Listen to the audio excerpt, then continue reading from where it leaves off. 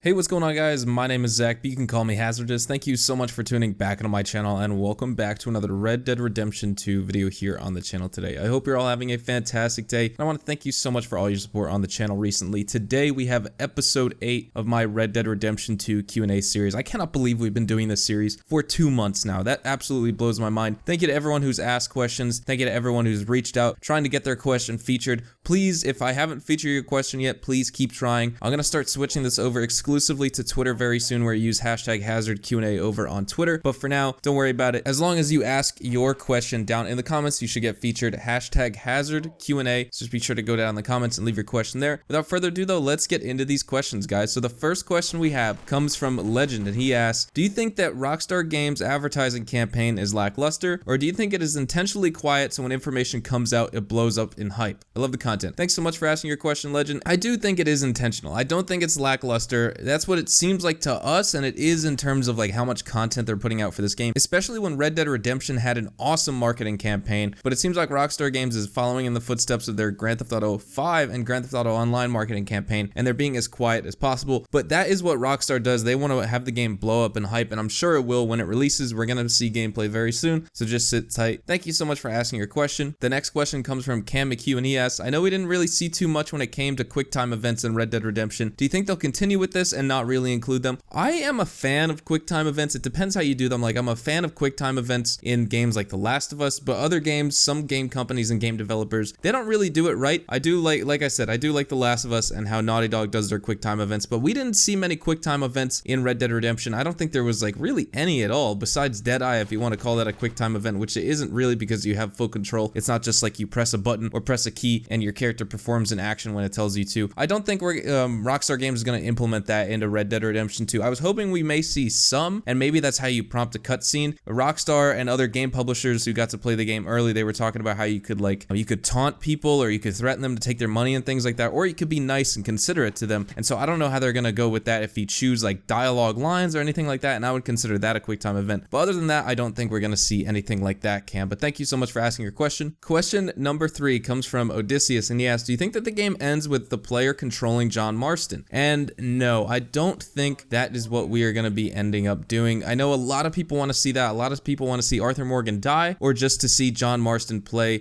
as our character after the game, and I don't think we're going to do that. It would be nice, but do I really think that's going to happen? No, I don't think Arthur Morgan's going to die, and I don't think John Marston's going to take over as our character either. I think we're just going to be able to continue to play as Arthur Morgan once we beat the story of the game. Question number 4 comes from Adelaide O'Hara, and she asks, do you think Red Dead Redemption 2 Online will have a kind of story to it? GTA Online had a very slight story in the beginning. I want this to be expanded upon to include my own NPC gang at my camp that I can manage and build relationships with, etc. Thanks. Hashtag 10K. Hey, that's the best, man. Thank you so much. And I do think that the Red Dead Redemption 2 Online will have some type of multiplayer story to it. I think more so like in GTA 5, we have the business DLCs and things like that, and Rockstar expands the game with lots of content. I think we're still going to see that in Red Dead Redemption 2, but instead of businesses that you grind out to earn money and things like that, we're going to have a story-focused multiplayer, especially because they've been working on this AI and these NPC interactions for the past 6 years in their games. So that's going to be really interesting to see. I do hope that there is more of a story, not just in the beginning of the game, but throughout the rest of the multiplayer experience for players, and I do think that is a very possible thing that we're going to see in Red Dead Redemption 2. Thank you so much for asking your question. Question number 5 comes from Odin R, and he asks, do you think we will have personal properties for Arthur, like a ranch or something, or are we just going to have the gang camp? And I do think we're going to have personal properties. I can't imagine them just,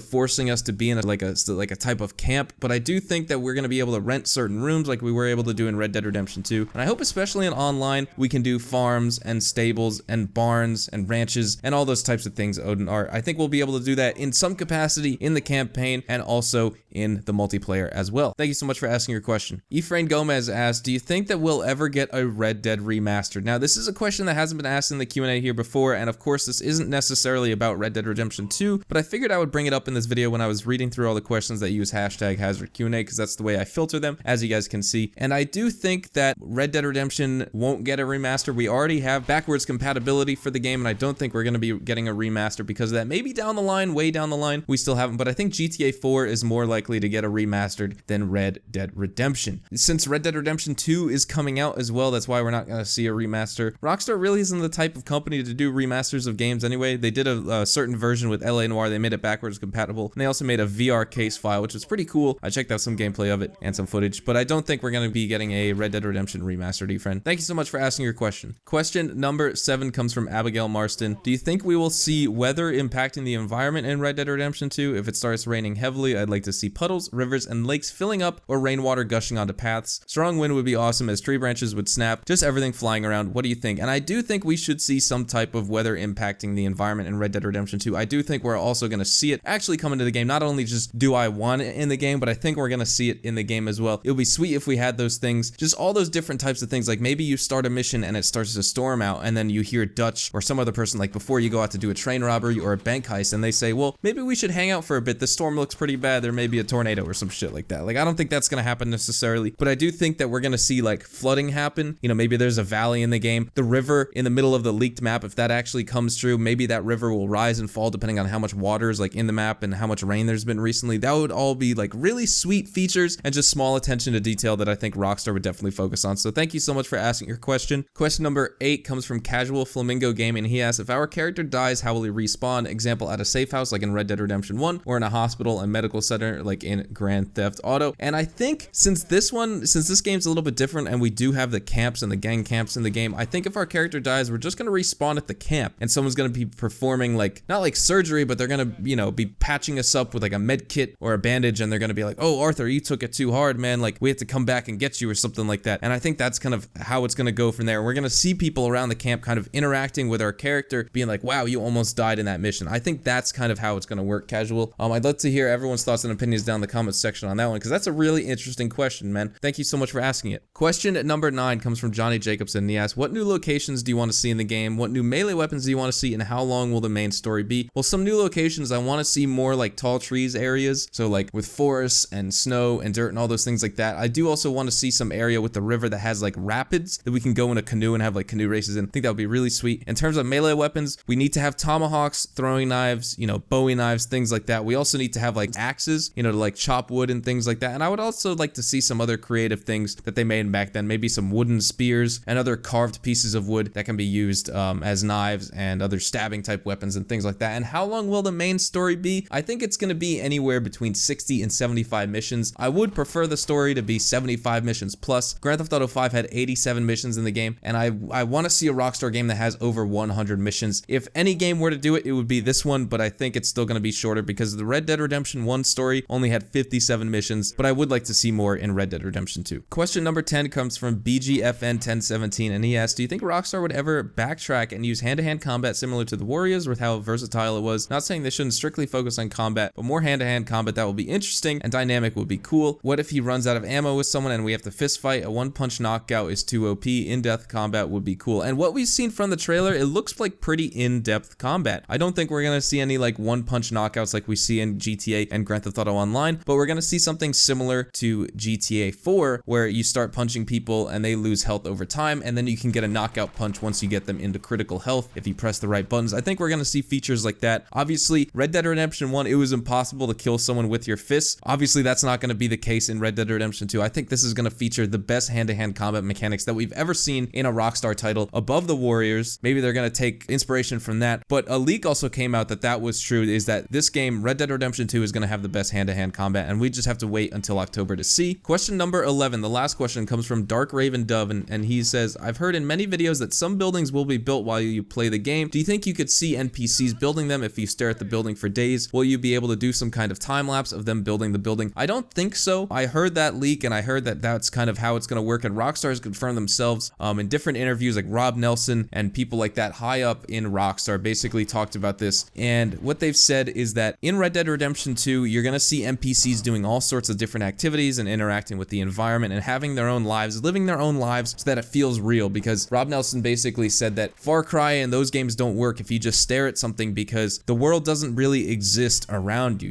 You exist in the world and you make your own path and things like that, but if you stop and stare at something, it really doesn't have any life, it doesn't have any vibrancy, it doesn't have its own schedule, and that's what we're going to see in Red Dead Redemption 2, but I do think there are going to be some drawbacks to that. Like, for example, they're not going to build a full building building if you just stare at them for like, you know, a month straight of in-game time. What's going to happen is you're going to see these people working on something, and if you slow down and look at them for a couple minutes in the game, you're going to see them like, you know, chopping wood or assembling the building and putting the wood planks up or pouring the foundation or something like that. But then when you walk away and you leave that area, then you come back, maybe there's like 4 stages to building a building, and you can see the process of how far that building was built and how much it was built, like 4 different times and 4 different sections. But you won't be able to just see a time lapse of the whole building getting built. I don't think they're going to go that in depth, but you're going to see them performing different things at different times. So like you could arrive on site where the house is being built and there's nothing, and then the next time you show up there's going to be like some wooden planks set up, and then the next time there's a roof, and then they focus on the interior after, and that could be like by the end of the story. I think that's what we're going to see, something like that, not necessarily like if you leave your Xbox or your PS4 on for a month and you just have your character Arthur Morgan just sitting there, you're not going to see a house get built. I don't think we're going to see something like that, but that is a great question, Dark Raven Dove. Guys, thank you so much for watching. That brings us to an end of this Q&A video. I want to thank you guys so much. We've done this for 2 months now, and it's absolutely amazing. I'm like super hyped up on energy right now. I don't know why. I've been cleaning all day, so I should be exhausted. And I kind of feel like if I got in bed right now, I could fall asleep, but I want to thank you all so much for watching. I really appreciate all the support that you've been giving on the channel recently. Almost at 10,400 subscribers already. You guys impress me every single day. I love each and every one of you guys. Don't forget, if you enjoyed this video, to drop a like if you guys enjoyed and found the information helpful, as well as if you are new to the channel, please feel free to subscribe. As well, don't forget that if you want to win an Ultimate Edition copy of Red Dead Redemption 2, then be sure to enter the giveaway. The link and rules are down in the description to enter, as well as be sure to follow me on Twitter at HazardousHDTV. I keep in touch with all you guys over on there, and that is a place, if you use hashtag HazardQA over on Twitter, you can ask your question and have a chance to be featured. Thank you so much for all the questions. Thank you so much for watching. I love each and every one of you, and I will see you all in the next Red Dead Redemption 2 video. Adios, amigos.